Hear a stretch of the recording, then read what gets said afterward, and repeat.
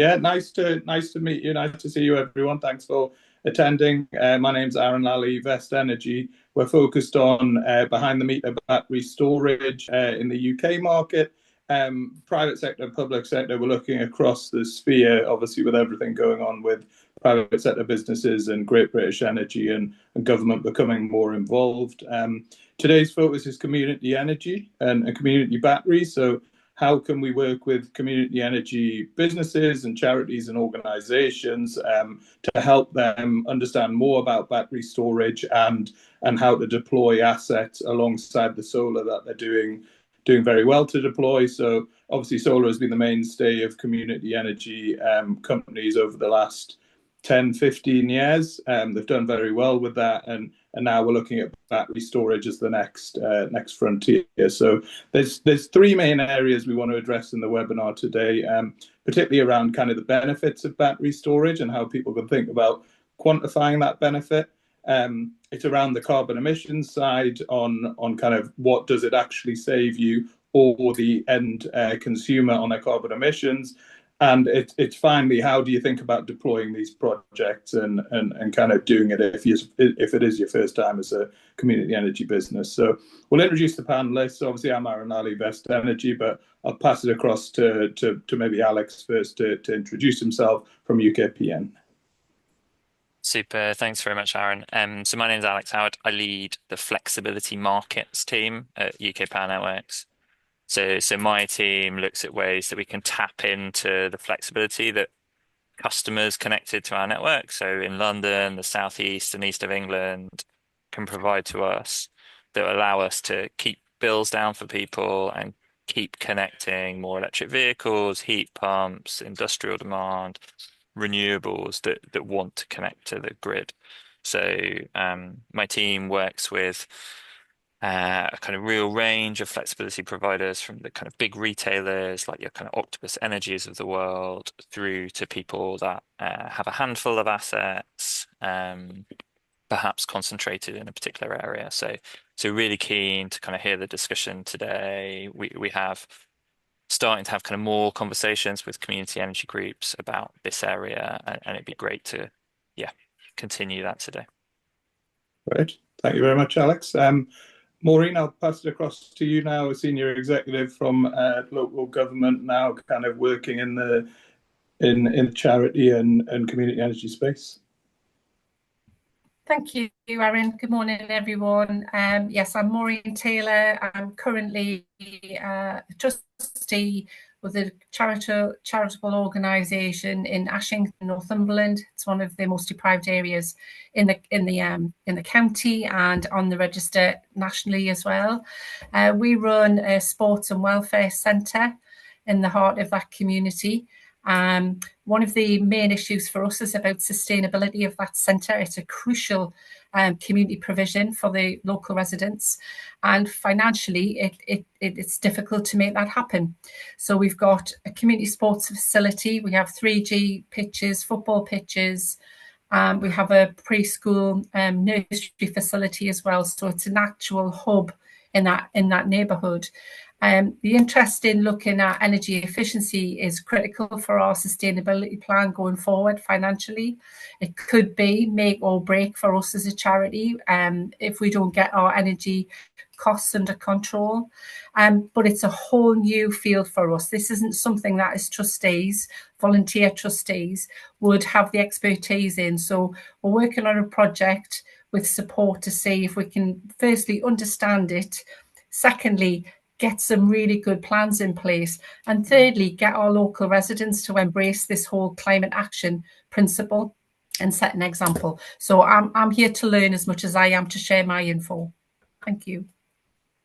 Great. Thank you, Maureen. That's exactly what it's about. I think there's going to be people on this webinar who look at this and think we're in exactly the same position, and these are the questions that we're going to try and answer some of today. So James, pass it across to yourself from Orkestra as well to do an intro on yourself and Orkestra as a business. Yeah, thanks, Aaron. So yeah, I'm the co-CEO and one of the co-founders of Orkestra, and Orkestra is a feasibility modelling software to help businesses do the sizing and valuing of commercial and industrial new energy projects, of which batteries are a big part of what we do. Sort of a bit of a big background on the business. We've founded about 4 years ago. We are mostly working out of Australia and New Zealand. That's where our customer base is today. But as of about 6 months ago, we've expanded into Europe, and now we're very rapidly expanding in the UK and Germany, which are our sort of two focus markets at the moment. And a big part of what we focus on is on that commercial industrial side, of which that's a pretty broad church, and that can encompass things like community batteries, where you have a community centre like what you've described there, Maureen, that you're trying to like decarbonise, and you're trying to find ways to do that. But also, and adjacent to this, in the early days of our business, we did a huge amount of research into community batteries and understanding the business models and how they work for a Victorian community group just outside of Melbourne, and went through really deep in terms of understanding the business models that are actually broadly applicable and that can be used effectively, and also what doesn't work effectively. So I'm keen to share some of those learnings today. Great, thanks, James. So I think generally the way we've seen it with community energy groups is they're starting to tentatively dip their toe into the battery water. Some have looked at solar in the past, have done solar, or kind of have a half decent understanding of solar. But I guess kind of throw this one maybe straight to yourself, James. Like if you're in a position where you know a little bit about solar, or you've deployed solar before, what should be the next steps these businesses are thinking of, or these charities are thinking of, when they say, okay, how do we look at battery, and is it valuable for us? Yeah, I think there's like two ways I want to answer that. So first off, like the theme of this webinar is community batteries, and I think it's really important to define the different types of community batteries that exist, and then I'll go a little bit more specifically into that topic of batteries. So first off, we see community batteries falling into really three main camps. So camp one is the one that is probably, I would call, the myth. And the myth is I think the one that, like, when you hear people talk about it in broad sweeping terms, it's the one that they're probably referring to. And that is like, you imagine you've got a street, and that whole street is being supplied by electricity connection. And you go and install a battery next to an LV transformer. And that battery's job is to basically service all the homes that are along the street. So you could imagine like a social housing estate where you're putting a central battery within the actual, within the distribution grid. So this would be UK Power Networks. And then the job of that battery is to provide something like virtual solar self-consumption. So rather than having batteries behind the meter, that battery's job is to store up all the energy that would come off the solar of those homes and then push it back into the grid. I might just park as to why that doesn't work for now, because we could take up the whole hour just talking about that. The next model that is sort of common, and you see this a bit across Europe, is like taking models that have worked for utility scale at a community level, generation assets. So, really common things like in the Netherlands, where you've got a wind farm that's been that is partly owned by a community, and that community is getting a return from that asset. But when you think about that asset in the way that it looks and feels and operates from a business model perspective, it matches like a utility scale asset that might be owned by a large supplier like Octopus Generation. And then the final model, which is the one that I'm really interested in, and I think the one that's really broadly applicable at a community level and probably the easiest to stand up, is models where you've got some kind of embedded network or some kind of like community facility, be it a sports ground, be it like a private social estate that's got its own private network and an embedded network, and then you're installing a battery within those private networks. And effectively what you're doing is you're offsetting all the downstream, like all the upstream costs of the grid. So it's the same as if you installed a battery on a manufacturing site or a shopping center or whatever it is. You've got a large load that you're able to use the battery to shape that load. and be able to, claim benefits from that. So I think it's really important to understand that like there's different types of community batteries, and when people talk about community batteries, one doesn't equal the other. Each of them has their own business model. So on that final one, if we think about like a job of a battery, a job of a battery is very different from a solar panel. So a solar panel is what I would describe as a passive value creating asset. You take panels, you put them in, wire them into an inverter, you wire them into the grid. As long as the sun's hitting them, it's generating value.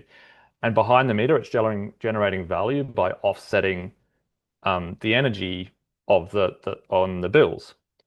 A battery, on the other hand, is an asset that must be actively managed. So it's like, think about this in really simple terms. Imagine you've got a AA battery. That AA battery is pretty useless to everyone until you stick it in something like a torch and go click. And it's the action of the click, the control, that actually creates the battery's usefulness. It's not the battery, the lithium in itself. If you just wire the lithium into the grid and you don't do anything with it, it's just going to sit there wasting everyone's time and money. So it's really what organizations need to be thinking about when they're stepping into the battery world of like, and from the solar world, which is very much these passive assets, is like, what is the battery being controlled to do? How is it going to generate its value? And what are the kind of like, when is it going to charge and when is it going to discharge to actually create that value? And in a community application, a lot of that is going to be in that behind the meter case around creating bill savings. And then potentially also, through an organization like Vest, participating into, front of meter opportunities like, arbitraging the day ahead market or participating in capacity markets or participating into flexibility. But we really see that as like all those opportunities front of meter as being the cream on the cake, not the cake itself, and that the big opportunity for communities is looking at bill savings, but understanding like how do they control a battery effectively to get those bill savings.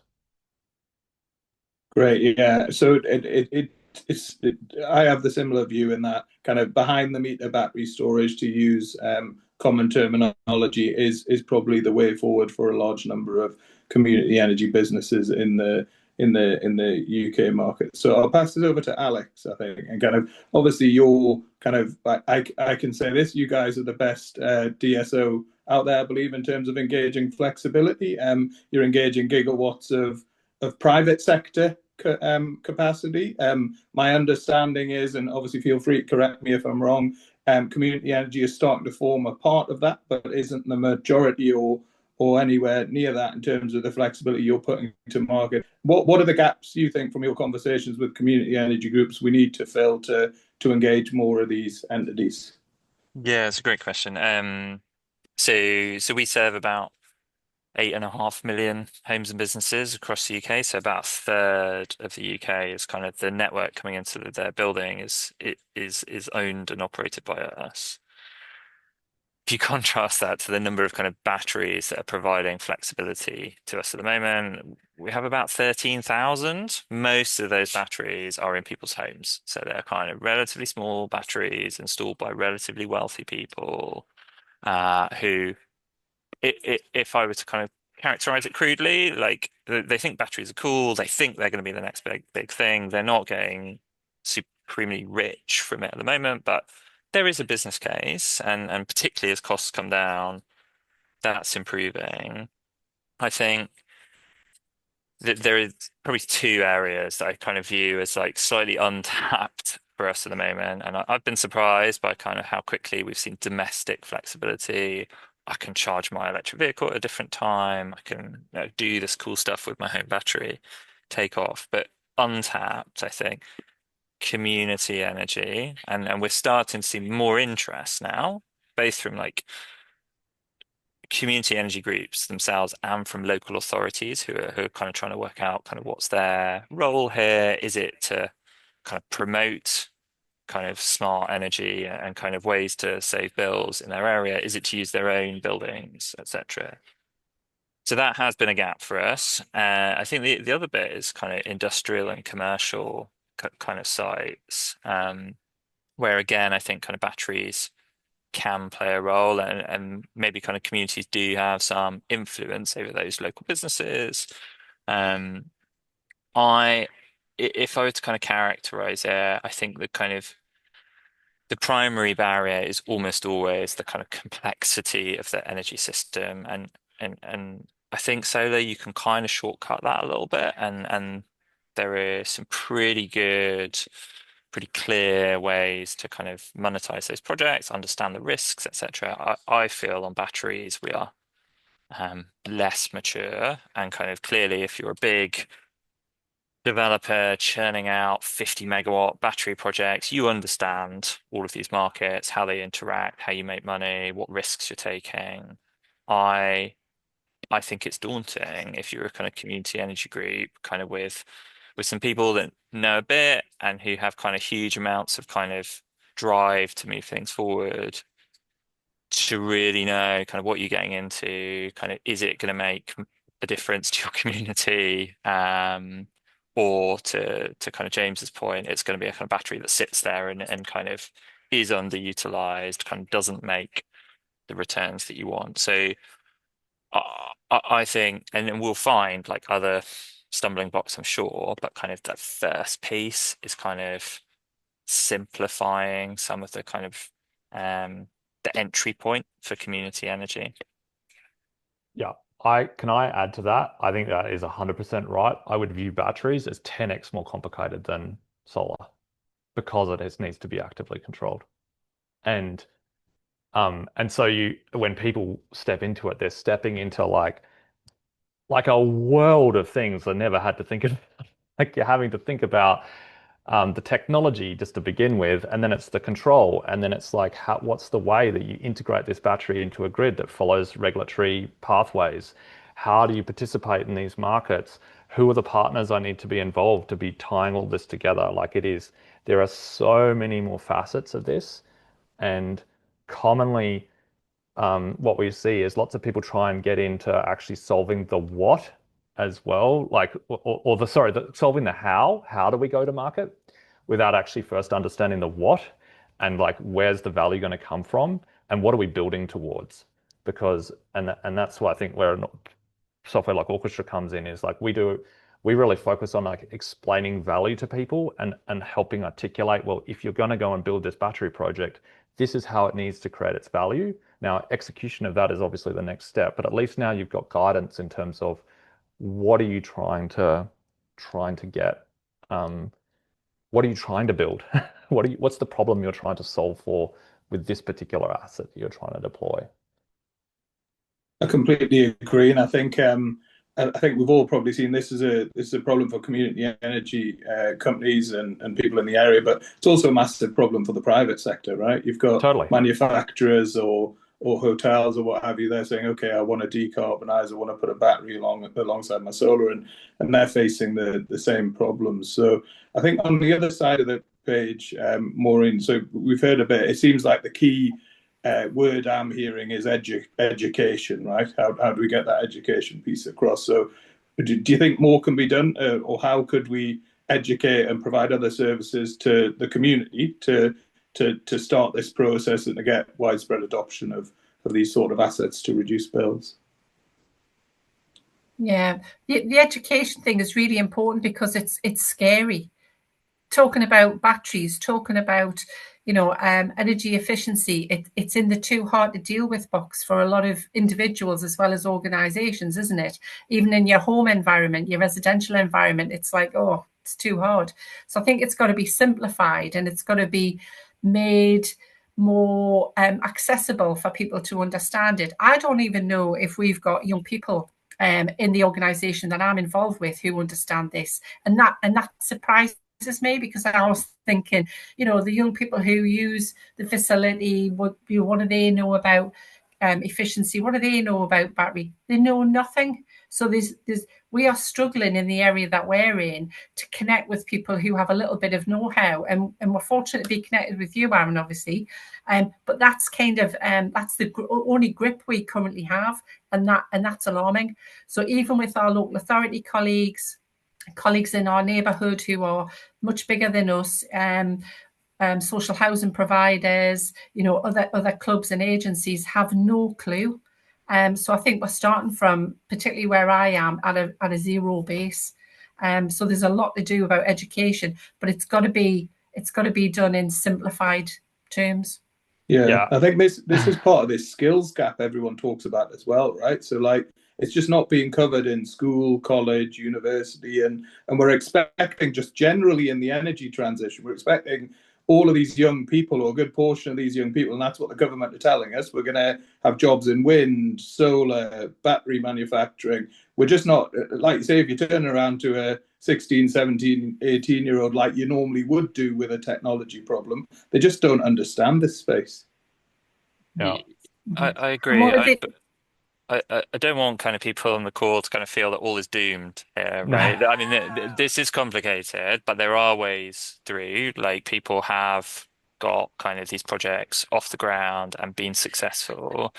But I do think, yeah, that there's a role for like organizations like VEST, organizations like Orkestra to kind of provide that support there, because I think any community energy group, if they think they're going to understand the whole energy system, I mean, I think they're kind of doomed to a life of acronyms. But I think just to jump in there, Alice, I think maybe a question to the group, and it can be a loaded piece of terminology in the UK market. I think after kind of the new Labour, but is this a place for public-private partnerships where we're looking at?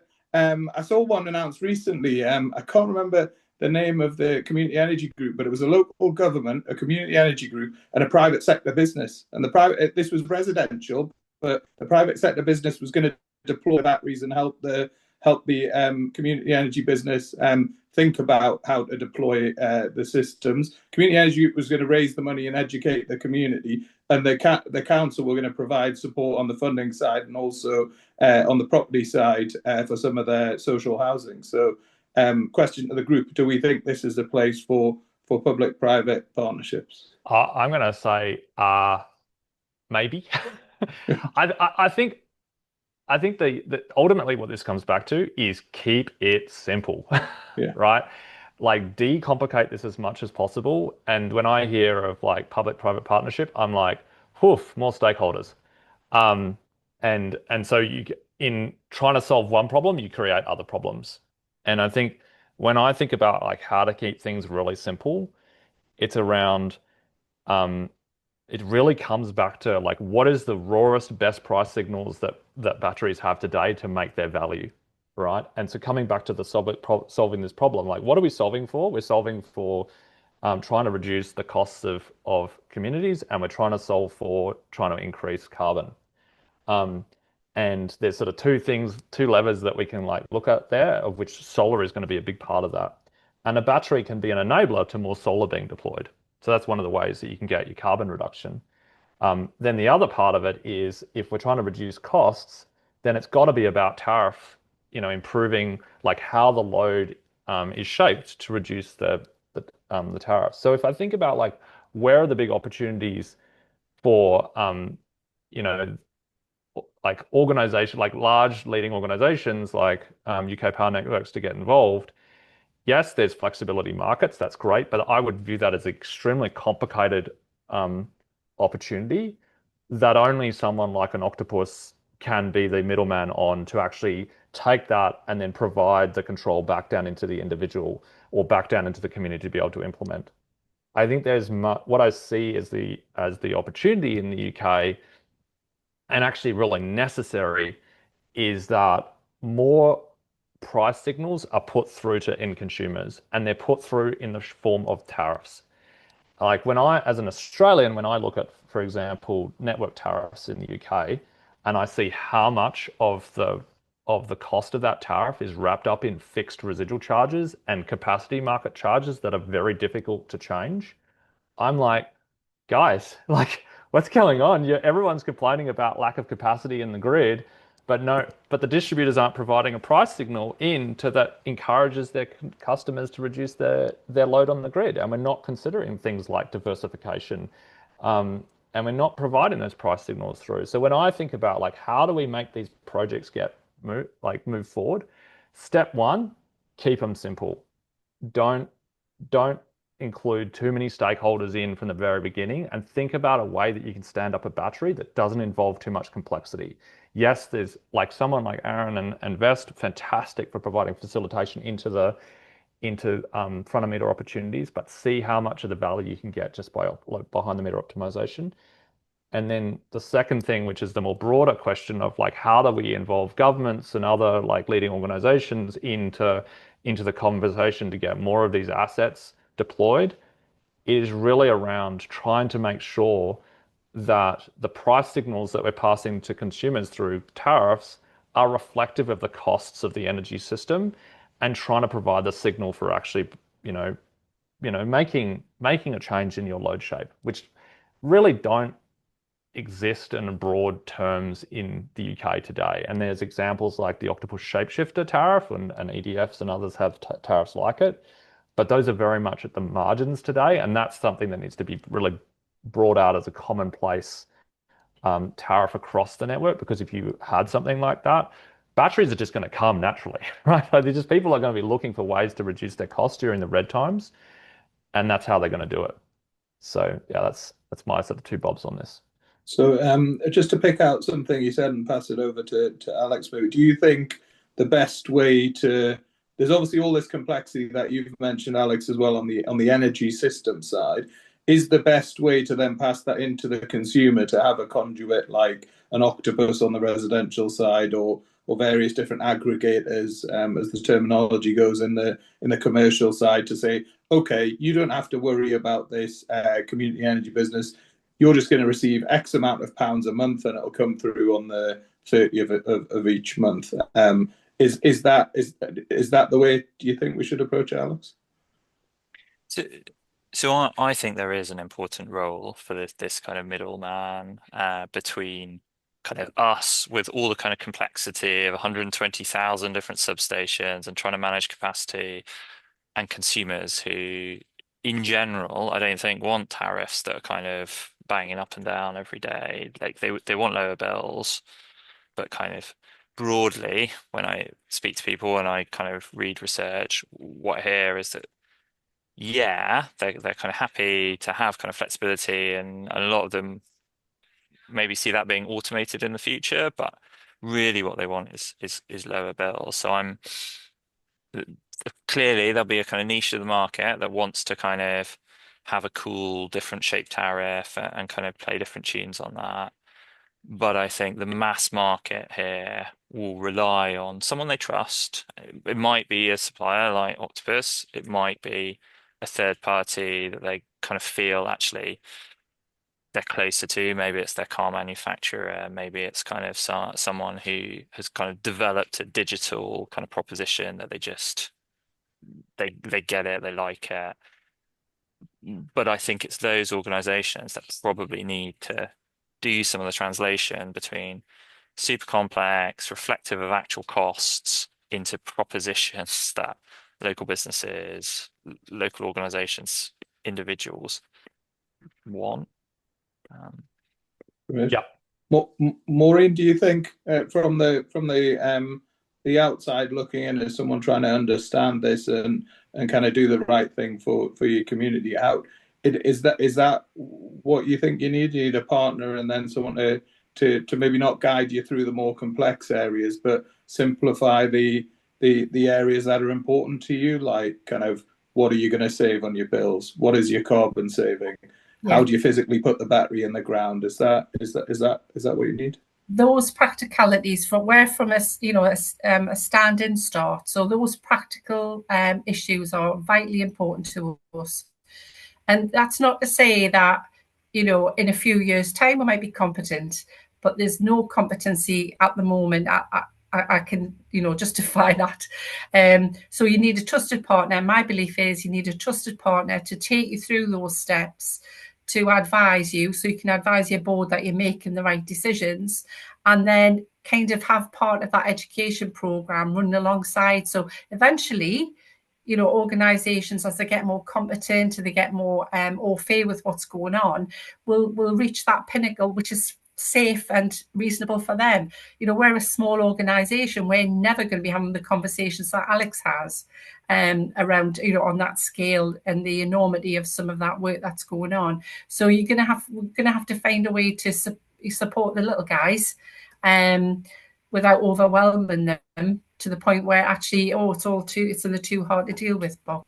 So strong, supported partners, trusted partners to help community organisations on that road would be vital, in my opinion. Perfect.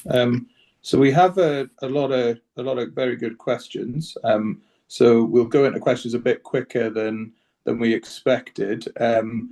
We will kind of finish up with a question from the panel, but let's have a look at some of these questions. So something from an anonymous attendee. Do you think DNOs or DSOs should be given the right to own and operate these assets alongside community energy businesses? So I'm not going to throw you straight under the bus, Alex, but maybe James, let's see what you think, and then we'll pass it on to the rest of the panel.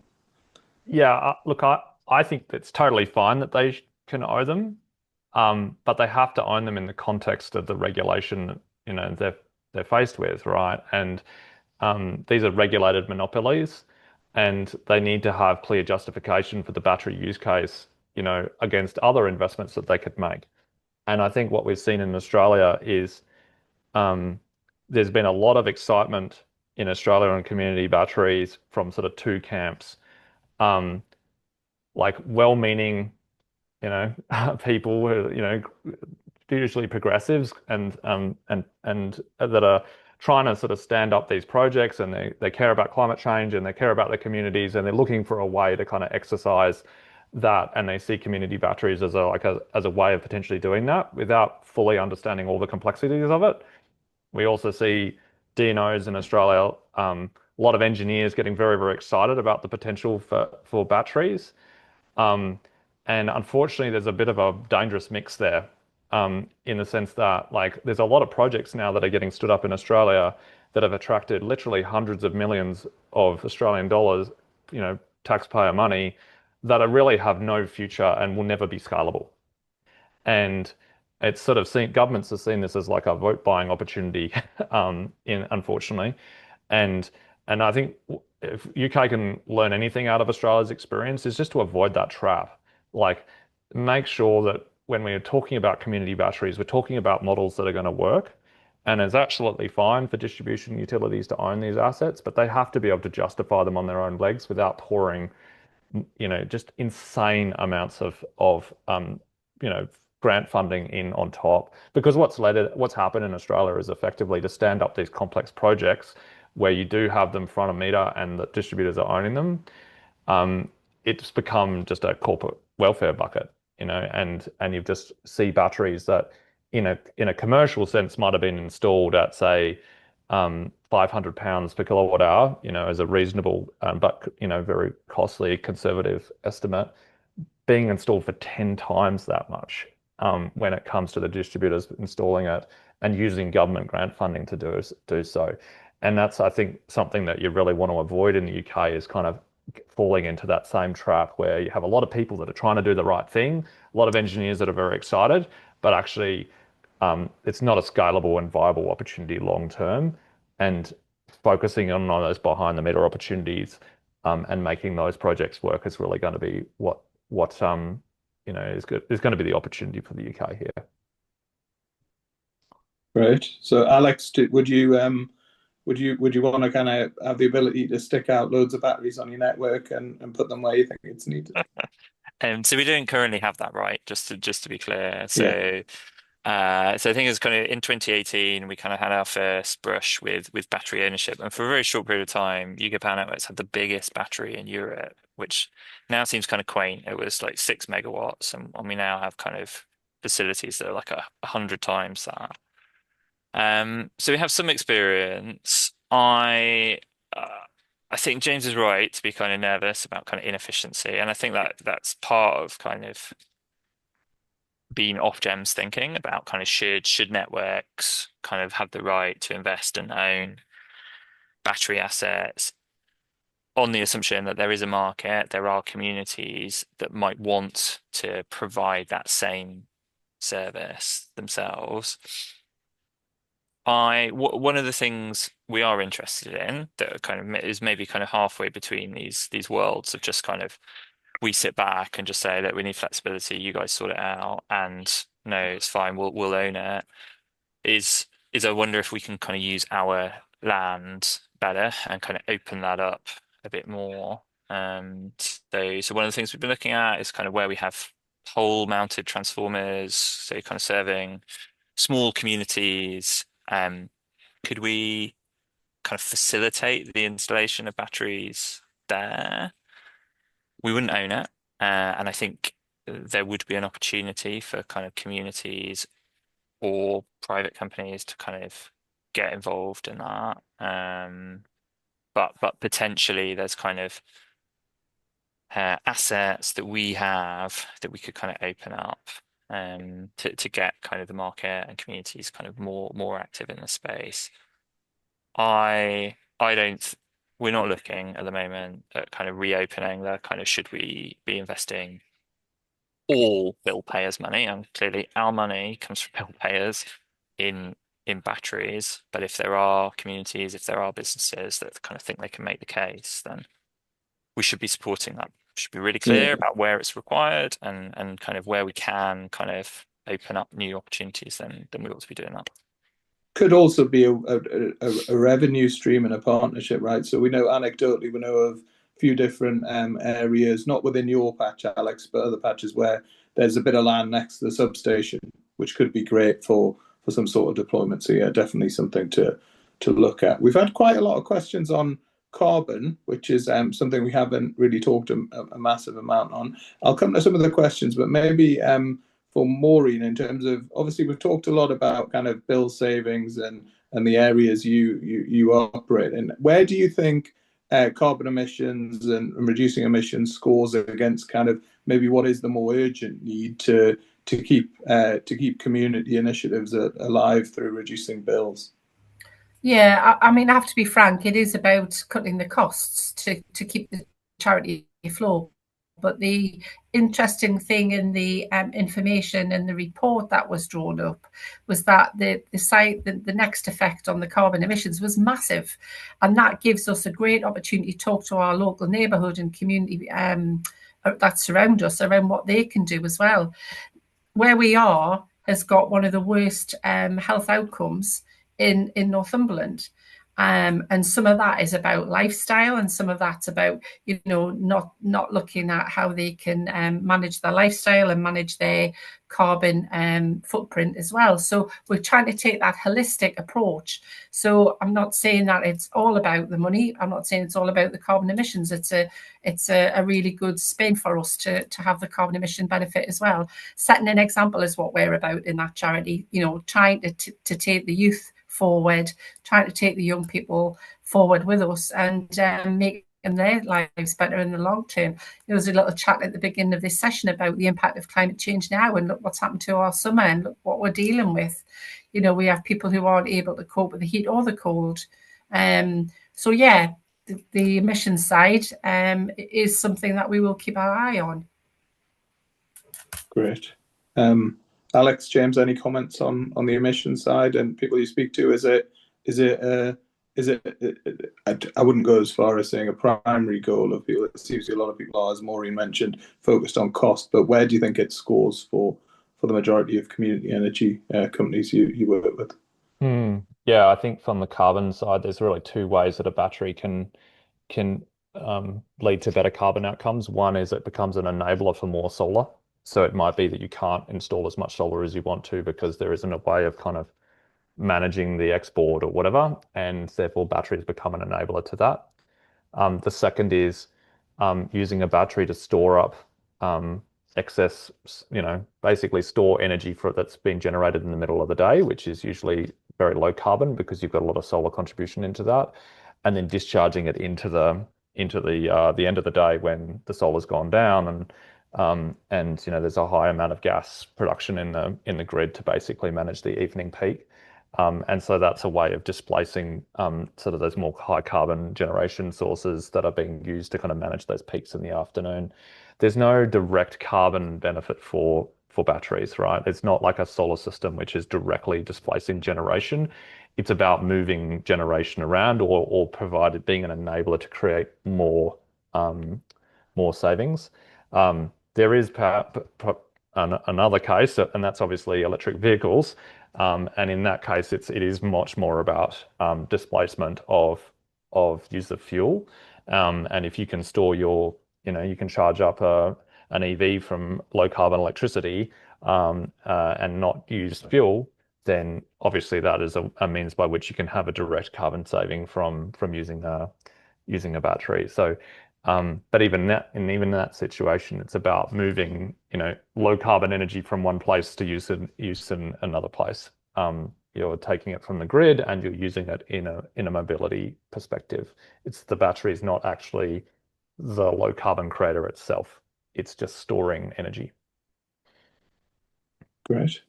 Alex? Yeah, so maybe I'll add a couple of things to that. So the first is we see across the kind of UK electricity system kind of more renewables that at certain times of the year kind of have nowhere to go. Like they can't be kind of distributed to the kind of demand, particularly so in Scotland, but kind of across our network we have now about 50 kind of big generators on what are called flexible connections, and that means that sometimes if we've got too much solar or too much wind in an area, those sites have to turn down and we lose those kind of green electrons. And so actually we've been running a demand turn up service for about 18 months now. I would love to see kind of more community energy groups kind of get involved in that. I think there's a really cool proposition there about kind of actually we can, if you can charge your car, if you can do your kind of laundry, if you can kind of consume it in your battery, you're going to do that at kind of much lower rate, because the counterfactual is we would have chucked away that solar energy, we would have chucked away that kind of wind energy. So I think that's an opportunity. The other thing I'd say is that kind of usually the community energy groups that I've spoken to have a bit of a kind of social bent as well. So yes, they're really interested in the environment and kind of doing the right thing overall, but also how can they give kind of people in the local area a sense of agency, a kind of sense of taking back control? That relies obviously on having some agency in a world that's not so complicated, they don't know what they're doing. But if part of this proposition could be about kind of giving people something they can do in this energy transition, then I think that could be also quite important. Great. That's perfect. Thanks for those answers. So I just want to, not technically a question, but I want to thank Liam Granville at Northern Power Grid. This is exactly the sort of reason we run webinars like this. So he said the community energy team at Northern Power Grid will be able to support Maureen with end-to-end guidance training on how to optimize technologies and utilize battery storage with a flexible rate tariff. So we'll pass you those details after the webinar, Maureen. But this is exactly what we need. I think everyone kind of working together from network, end user, and intermediary side to try and get more of these projects deployed. So I guess kind of James, on the Australia side, I know we've talked about a lot of different things here. Is there anything that, given what we've talked about in community energy in the UK, is there anything you've experienced in Australia that is kind of just screaming to you to say, okay, why isn't the UK implementing X? I know you talked about tariffs, but is there anything else you want to input on? Yeah, I mean, I think it is all about tariffs to me, because I get very nervous about grant programs and things like that, because they just tend to be cash splashes and and there's like lots of intense focus around a grant program of like, oh, let's jump on the bandwagon of getting this cash to try and implement a project, but it doesn't actually lead to any systemic change and actually lasting change that creates an industry. Like for example, of things that have worked in Australia that are regulatory initiatives that have done really well is say the renewable energy target in Australia has things called STCs and LGCs. These are incentives that are there for solar and other renewables, where you can claim a certain amount of incentive upfront in the case of small technology, or an ongoing incentive that's linked to the production of generation. That in for the small are slowly reduced down until 2030, and they started, middle of the last decade. And so that's meant that the whole industry has got got incentives to kind of get it going.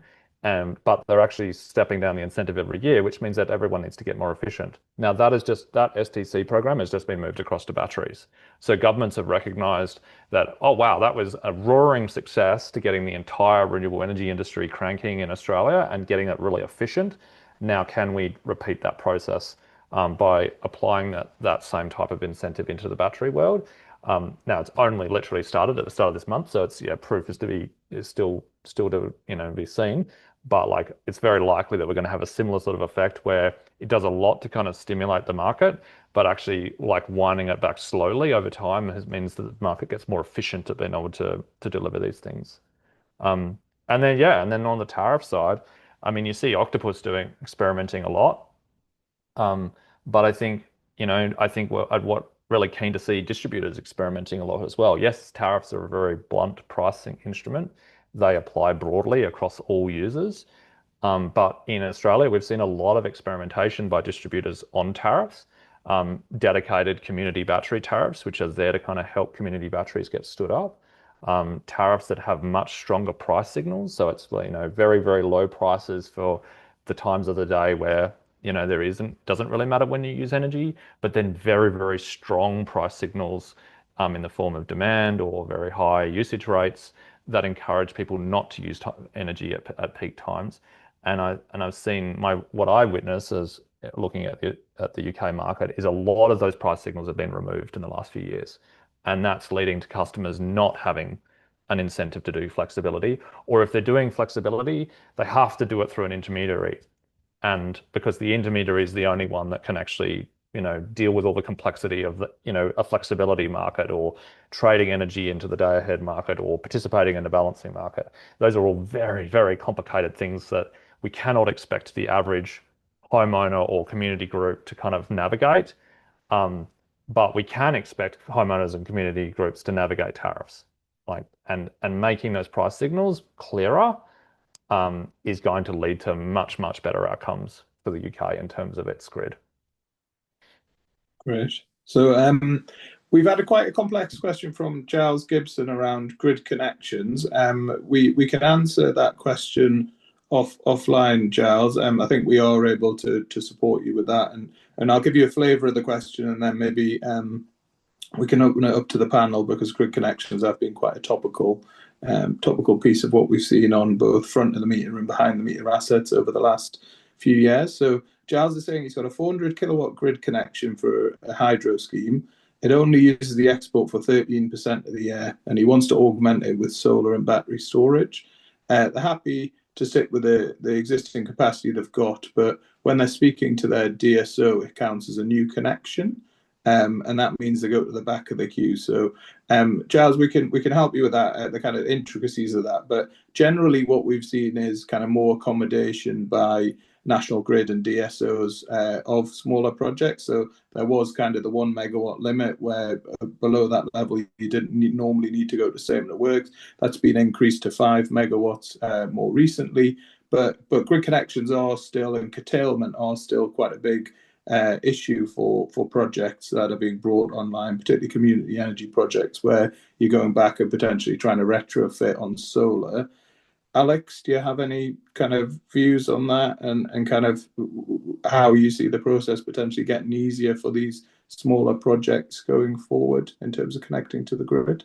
I mean, it's not my area of expertise. I mean, I think it wouldn't be unfair to say that kind of connection processes have kind of not kept up with the kind of reality of what customers need. I think the connections reform process and the reducing the kind of threshold for kind of transmission to look at stuff, as Aaron said, are steps in the right direction.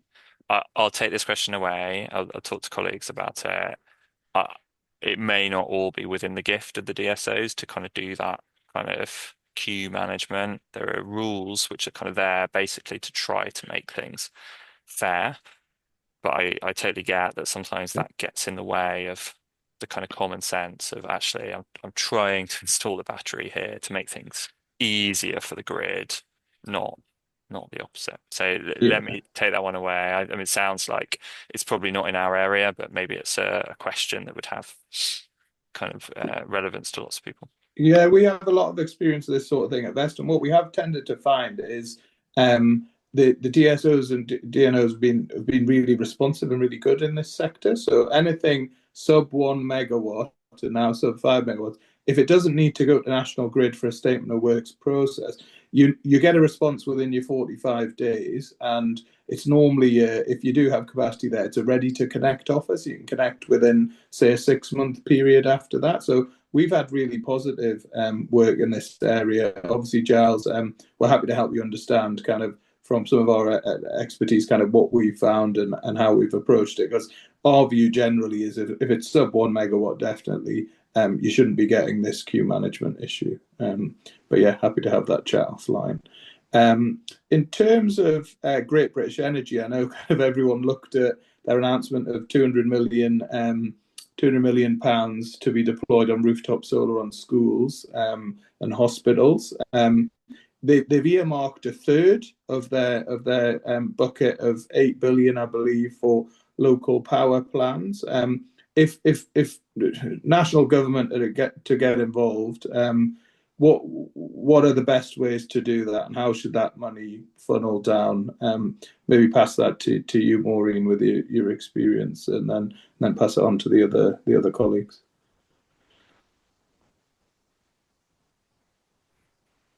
That's going to be a huge undertaking. Absolutely enormous, isn't it? If you think about the number of hospital sites and the schools provisions. Now, schools are not all obviously state-led. They're run by charities and trusts in their own right. So there's going to be a lot of stakeholder engagement needed around how that all works. Exciting, probably long overdue. But I think there's going to be an intense amount of planning to work out how does that happen. But if that saves the NHS and the education budget multiple millions, then bring it on. Yeah, there was that anecdotal piece we saw from Ed Miliband, I think, where he said he got the idea when he went to a hospital and they had a 5 megawatt solar farm on site, and as a result of the bill saving, they could employ tens of employees in various different departments, right? So it seems like a positive thing. Obviously, all about deployment. Alex, James, you got any kind of strong views on kind of how the government should approach it, or even if it's the correct thing? Yeah, I mean, I think employing, and reinvesting their funds into their own stock is like a really good idea. What you really want to avoid is that it's ever used as kind of like funding stuff that shouldn't be funded anyway. And that's batteries don't make sense in every single situation. It is very much a horses for courses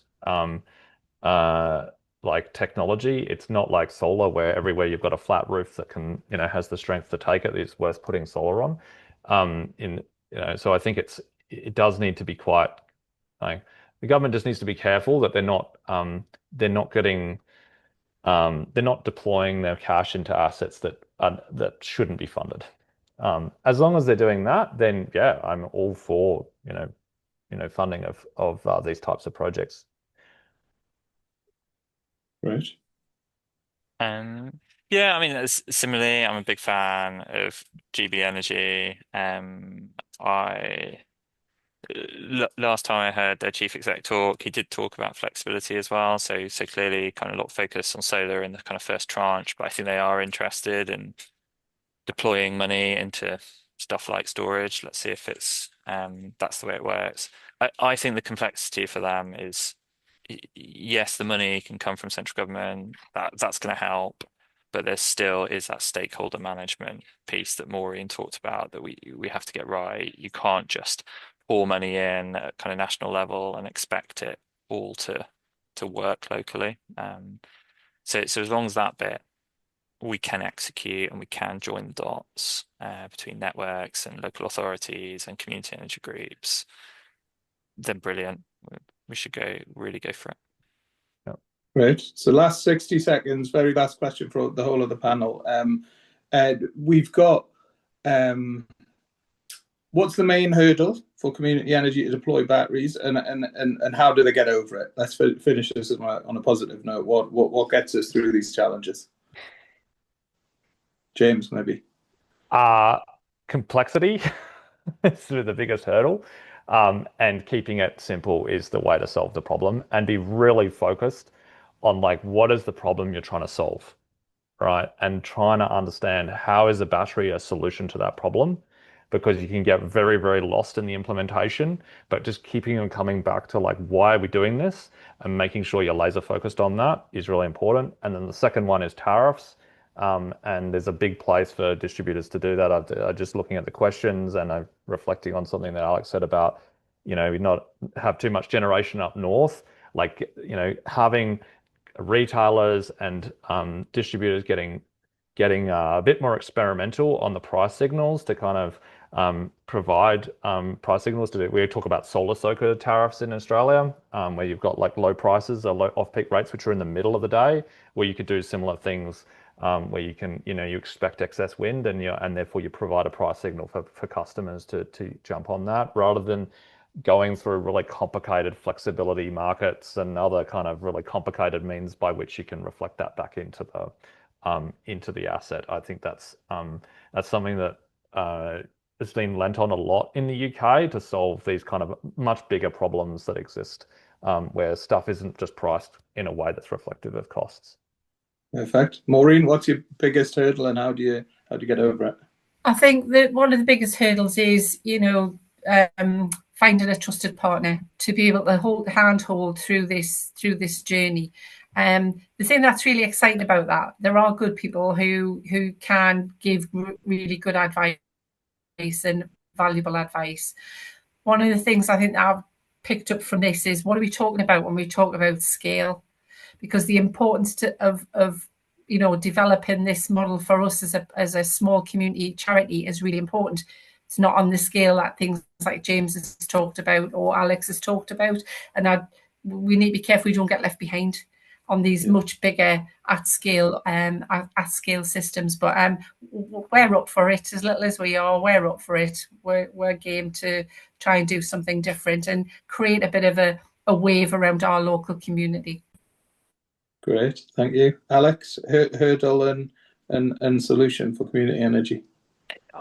So I'm worried that I'm going to repeat the other two panelists, but like I think it feels like we're kind of missing part of the ecosystem. So like we have these community energy groups, loads of passion, maybe more money as well, kind of that's there and coming. We have a complex energy system with a need for these kinds of things, need flexibility, big targets for flexibility.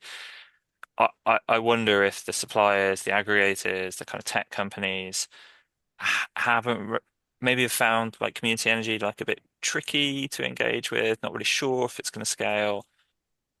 I think that's starting to change with initiatives like GB Energy, with the kind of current political climate about kind of reducing bills, taking back kind of control over kind of this energy transition at local level.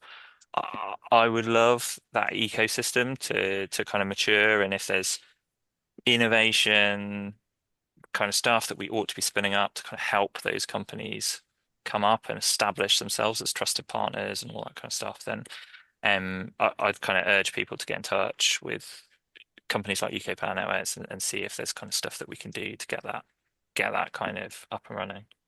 Yeah, great. So it's just kind of finish on, I think it might be in the same article Alex saw with the chief executive of Great British Energy, and when he was asked what does local power success look like, or if you're going to allocate a third of your 8 billion budget to local power, community energy, what does it look like? He said it's solar, it's battery, and it's intelligent control systems operating with the grid. So that's the direction of travel. Thank you very much to our panelists today. It's been a great discussion.